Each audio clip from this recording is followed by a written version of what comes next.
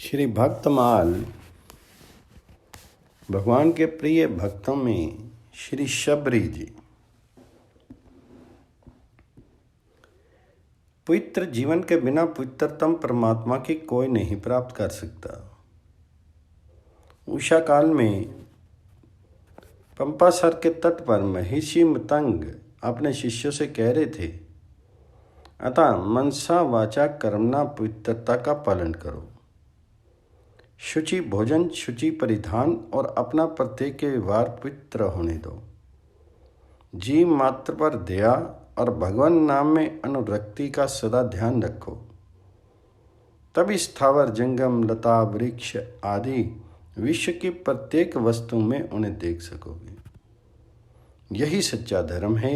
जाति कुल की बाधा से ये धर्म सदा मुक्त है। महर्षि और उनके शिष्यगण चले गए थे। शबरी उनके चरण चिन्हों पर लौट रही थी, जैसे उसे कोई अमूल्य निधि मिल गई हो। वृक्ष की ओर से ऋषि के समस्त उपदेश आदेश सुन लिए थे उसने। उसकी आंखें बरस रही थी। शबरी का मन उसके शैशव से ही अशांत था। भोले भाले पशु पक्षियों की हत्या देखकर वह सिहर उठती थी। उसकी लहूलुहान देह देख करके वह अपनी आंखें बंद कर लेती थी। अकेले कोने में मुंह छिपा करके रोने लगती थी। चिंता, शोक और क्लेश से उसके दिन बीते दे रहे। वह नवयौवन संपन्ना नारी बनी। विवाह की तैयारी हो गई। पति वीर था उसका। एक बाण से दो पक्षियों को मार लेता था। तेज से तेज दौड़ता हुआ हिरन उसकी आंखों के सामने से नहीं बच सकता था। प्रशंसा शबरी ने भी सुनी, पर वह छटपटा उठी। एकांत में जाकर के अशांत मन से विश्व के प्राणाधार से प्रार्थना करने लगी, देव मुझे पापों से बचाइए। मैं अधम से भी अधम मूर्ख नारी हूँ। मुझे पथ का ज्ञान नहीं है। आप मेरी रक्षा कीजिए। नाथ, आपकी शरण हूँ। प्रार्थना करते करते रात अधिक हो गई। शबरी ने अपना कर्तव्य निश्चित कर लिया। अर्धरात्रि का समय था। सर्वत्र नीरवता का साम्राज्य था। आकाश में तारे किंकृत्य विमूढ़ होकर टुकट टुकट ताक रहे थे। शबरी चुपके से दबे पांव घर से निकल पड़ी और घने जंगलों में जाकर के विलीन हो गई। कंटक का कीर्ण पथ, नदी, वन और पर्वत का उसे ध्यान नहीं था। वह भागती चली जा रही थी अनिश्चित स्थान की ओर। उस समय उसे केवल यही ध्यान था कि मैं अपने माँ बाप के हाथ ना हूँ। हिंसा से बचकर आजीवन ब्रह्मचारिणी रहकर प्रभु भजन करो। भागने में उसे अपने तन मन की सुधि नहीं थी, न शुदा थी न तृषा। 2 दिन बाद वह पंपा सर पर पहुंची थी। वह थक गई थी। प्रातः हो चला था। पूर्व क्षितिज पर अरुणिमा बिखर गई थी। उसी समय शरणार्थी मतंग मुनि ऋषि की चर्चा उसने सुन ली थी। महर्षि के दर्शन से अद्भुत प्रभाव उसके मन पर पड़ा था। अपूर्व शांति का उसे आज अनुभव हुआ था। वही रहने का उसने निश्चय कर लिया, पर उसके रहने से ऋषियों के तप में विघ्न पड़ेगा। इस विचार से उसने अपने रहने के लिए ऋषियों के आश्रम से दूर एक छोटी सी कुटिया बना ली। उसने समझ लिया था भगवान जी के प्राणाधार उनके भक्त होते हैं। भक्तों की कृपा हो जाने पर भगवत दर्शन निश्चय ही हो जाएंगे। वह एक पहर रात्रि रहते ही ऋषियों की कुटियों के आसपास की भूमि तथा पंपा सर की ओर जाने वाले मार्ग पर झाड़ू लगा देती। एक कंकरी भी किसी महर्षि या उसके सौभाग्यशाली भक्त के चरणों में चुभ ना जाए, इसलिए वह बार बार झाड़ू लगाती और वहाँ जल छिड़क कर सुगंधित पुष्प डाल देती। कुटियों के द्वार पर सूखी लकड़ियों का ढेर रखा थी, जिससे समिधा लाने के लिए मुनिजनों को किसी प्रकार का कष्ट न उठाना पड़े। शबरी का ये नित्य का काम था। पर मुनि लोग चकित थे। गुप्त रीति से ये सेवा कार्य कौन कर जाता है? ऋषिगण कुछ तय नहीं कर पाए। शिष्यों ने पहरा दिया। शबरी पकड़ ली गई, मतंग ऋषि के सामने उपस्थित कर दिया। शिष्यों ने उसे, शबरी कांप रही थी, उसमें बोलने का साहस नहीं था। ऋषि की अपराधनी थी वह। मतंग ऋषि ने उसे देखा, उसके मुंह से निकल गया, भगवत भक्ति में जाति बाधा नहीं डाल सकती। शबरी परम भक्त है। शिष्यगण एक दूसरे का मुंह ताकने लगे। महर्षि मतंग ने शबरी से कहा, तुम मेरी कुटिया के पास ही रह जाओ, मैं कुटिया की व्यवस्था कर देता हूँ। शबरी दंड की भांति पृथ्वी पर लेट की, नेत्रों से प्रेम अश्रु बहने लगे। आज उसका भाग्योदय हुआ। अब वह तपोधन महर्षि की सेवा खुलकर कर सकेगी। मतंग ऋषि पर अन्य ऋषिगण कुपित हो गए। अनधिकार चेष्टा की है महर्षि ने। वे मर्यादा का उल्लंघन कर रही हैं। नैष्टिक तपोव्रतधारी ऋषि भगवत भक्त की महिमा नहीं समझ पा रहे थे। अधम कहीं की, स्पर्श कर दिया मुझे, पुनः स्नान करना पड़ेगा। क्रोध से उन्मत्त एक ऋषि शबरी को डांट करके पुनः पंपासर की ओर चलेगी। शबरी ध्यानमग्न जा रही थी। उसे ऋषि का ध्यान नहीं था। ऋषि के बिगड़ने का भी उसे कोई ध्यान नहीं हुआ। वह अपने प्राण धन के रूप और नाम में छगी हुई सरोवर से लौट रही थी। ऋषि ने स्नान नहीं किया। सरोवर से कीड़े पड़ गए थे। जल रक्त में परिणत हो गया था। खिन्न होकर के वे स्नान किए बिना ही लौट आए। आपके बिना मैं नहीं रह सकूंगी मुनिनाथ, फूट फूट कर रोती ही शबरी महर्षि मतंग से कह रही थी। मेरे आधार आप ही हैं। आपके ही द्वारा मुझे ऋषियों की थोड़ी बहुत सेवा का सौभाग्य प्राप्त हुआ है। आपके ही चरणार बिंदों में रहकर मैं भगवान जी को पाने के लिए विकल हो रही हूँ। आपके बिना मैं कहीं की नहीं रहूँगी, परमार्थ सिद्धि भी नहीं कर सकूँगी। देव, आपके साथ मैं भी अपना प्राण छोड़ दूंगी। प्रभु, अधीर मत हो बेटी, मतंग ऋषि ने शबरी को समझाया। मेरा अंतिम समय निकट आ गया है, मुझे जाना ही चाहिए, पर तू अभी ठहर जा। दशरथ नंदन भगवान श्री राम यहाँ शीघ्र आने वाले हैं। तो उनके दर्शन करेगी और तेरी सारी साधना पूरी हो जाएगी। ऋषि ने नश्वर काया को त्याग दिया। शबरी चिल्ला पड़ी। महर्षि की बात सत्य होगी ही। भगवान दंडकारण्य में पधारेंगे, मुझे दर्शन मिलेगा। शबरी आनंद में छकी रहने लगी। पत्ते की खड़खड़ाहट से भी वह चौंक जाती थी, कहीं भगवान तो नहीं आ गए। मैं प्रतिदिन मार्ग साफ करके मीलों तक भगवान जी को जो आया करती थी। भगवान पहले मेरे यहाँ पधारेंगे, ऋषियों का निश्चय था। भगवान आए और आते ही शबरी की कुटिया का पता पूछने लगे। ऋषि चकित थे। प्रेम रूप भगवान शबरी की कुटिया में पधारे। आह, शबरी का क्या कहना। शबरी देखी राम गृह आए, मुनि के बचन समझी जिय भाई। सरसिज लोचन बाहु विशाला, जहाँ मुकट सिर और बनमाला। श्याम गोर सुंदर दो भाई, सबरी परी चरण लपटाई। प्रेम मगन मुख बचन न आवा, पुनि पुनि पद सरोज सिर नावा।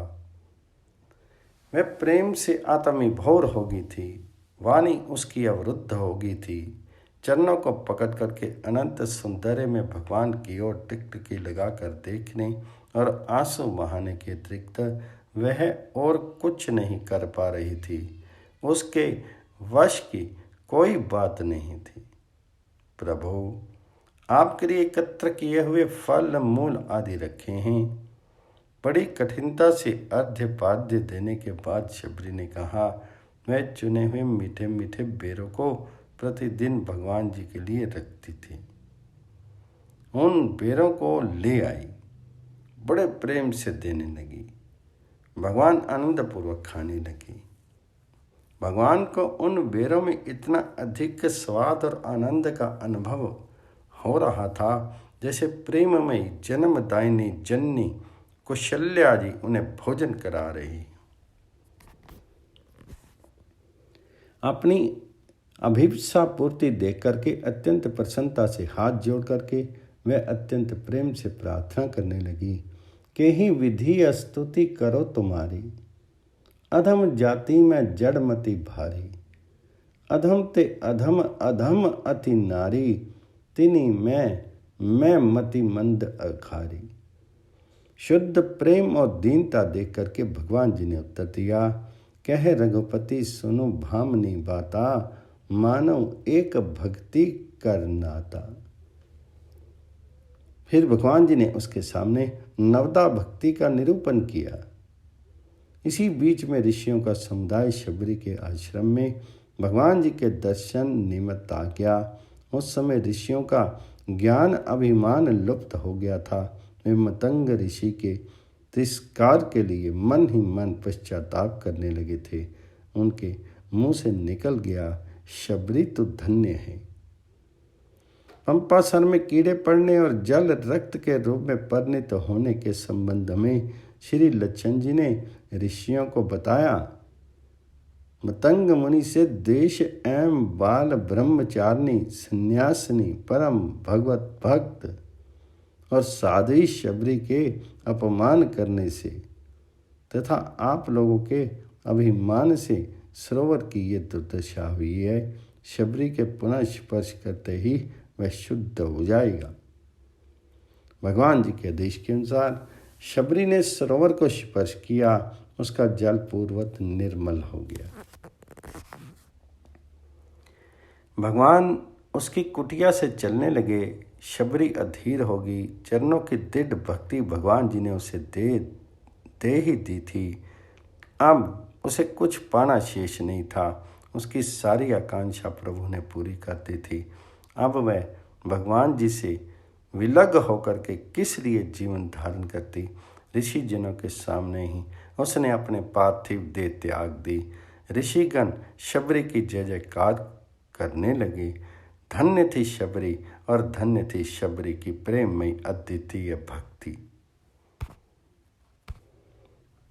श्री प्रियादास जी की कविता का भाव संक्षेप में इस प्रकार से है।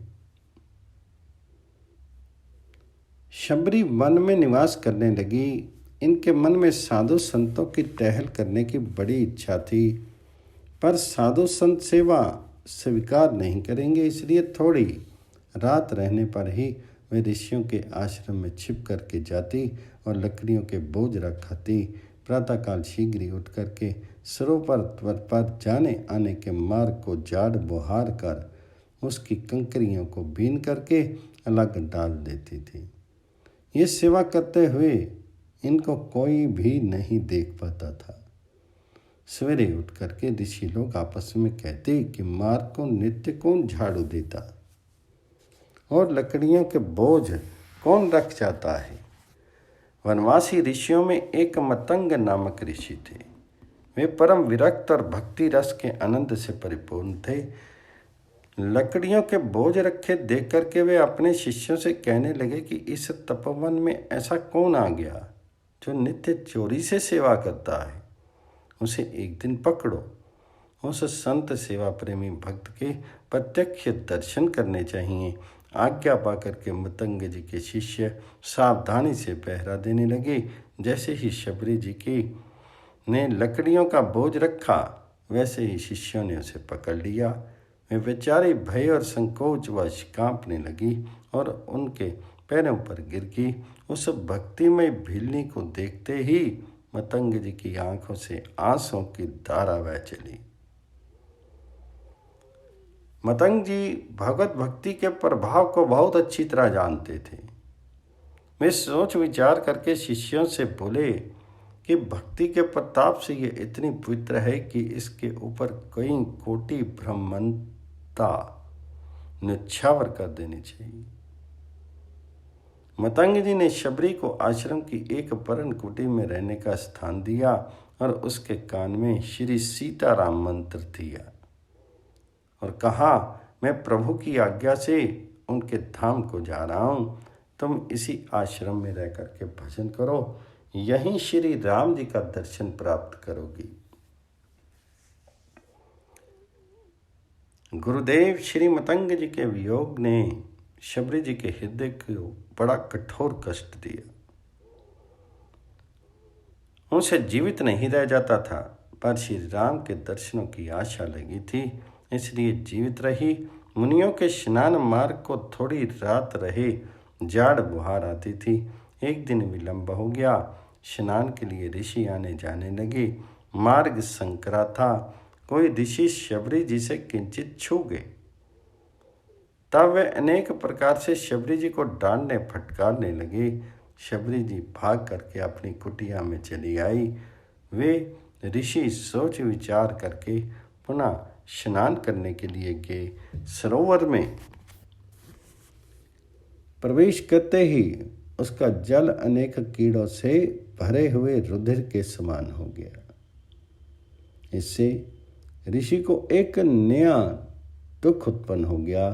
भक्त स्पर्श से अपने को अपवित्र समझने वाले मुनि के अपराध से ही सरोवर का जल अपवित्र हुआ था, पर उस अभागे ने ये रहस्य नहीं जाना। उल्टे ऐसा समझा कि शबरी के स्पर्श जन्य दोष से ही जल दूषित हो गया है। शबरी जी को श्री राम जी की बड़ी भारी चिंता रहती। वे आगमन की प्रतीक्षा में अति व्याकुल रहती। वन से बेर बीन बीन कर लाती, चख कर देखती। जिस वृक्ष के जो फल मीठे होते उन्हें श्री राम के योग्य समझ करके उनके लिए रखती थी। उत्कंठावश अपने प्रभु के आगमन के मार्ग में जाकर के उसे स्वच्छ एवं कोमल बनाती एवं सोचा करती कि राघवेंद्र सरकार कब आएंगे, कब मेरे नेत्र उनके दर्शन रूपी अमृत का आस्वादन करेंगे। इसी प्रकार प्रभु के आगमन की बात देखते देखते जब बहुत दिन बीत जाते, तब एक दिन अचानक ही श्री राम जी आ गए। उनके सभी शौक मिट गए, परंतु उसे अपने शीर के नीच कुल में उत्पन्न होने की बात याद आ गई। इसलिए वह संकोचवश भाग करके कहीं छिप गई। भगवान श्री राम वनवासी लोगों से और ऋषियों से पूछते पूछते वहां आए। जहाँ शबरी जी का स्थान था, वहां शबरी को ना देख करके भगवान कहने लगे कि भाग्यशालिनी हरि भक्ता कहाँ है। मेरे नेत्र उसके दर्शन रूपी सुधा के प्यासे हैं। स्वयं सरकार मेरे आश्रम में पधारे। ये जान करके शबरी जी भी आश्रम की ओर दौड़ी। दूर से ही जहां से प्रभु को देखा, वहीं से सप्रेम साष्टांग दंडवत प्रणाम किया। शबरी के नेत्र प्रफुल्लित हो गई। भगवान जी ने समीप जाकर के शीघ्रता से ललक कर उसे उठा लिया। कोमल कर कमल के स्पर्श से तन मन की सब व्यथा दूर हो गई। नेत्रों से आनंद के आंसुओं की छड़ी लग गई। भगवान श्री राम परम सुखी होकर के आसन पर विराजे। शबरी जी ने अर्घ्यपाद्य पूर्वक बेर आदि फल अर्पण किए। श्री राम जी ने उन्हें प्रेम से खा करके उनके अद्भुत सुंदर स्वाद की बार बार प्रशंसा की। उधर सभी ऋषि आश्रम में बैठ करके सोच विचार कर रहे थे कि सरोवर का जल बिगड़ गया है। उसे शुद्ध करने के लिए यज्ञ, याग, सर्वतीर्थ जल निक्षेप आदि सब उपाय हमने कर लिए, पर वह शुद्ध नहीं हुआ। अब बताओ वह कैसे सुधरे। सबों ने परस्पर विचार करके निश्चय किया कि वन के मार्ग से श्री रघुनाथ जी आ रहे हैं, ये सुना। जब वे आए तब हम लोग उनसे कहें कि आप इसका भेद बताइए। इतने में ही उन ऋषियों ने सुना कि श्री राम जी तो शबरी के आश्रम में आकर विराजे हैं। तब सबका ब्राह्मणत्व का अहंकार दूर हो गया और वे कहने लगे कि चलो वहीं चल करके उनके चरणों में प्रणाम करें। वे ऋषिगण शबरी के आश्रम में आकर के बोले, प्रभु श्री राम, आप सरोवर के जल को शुद्ध करने का उपाय बताइए।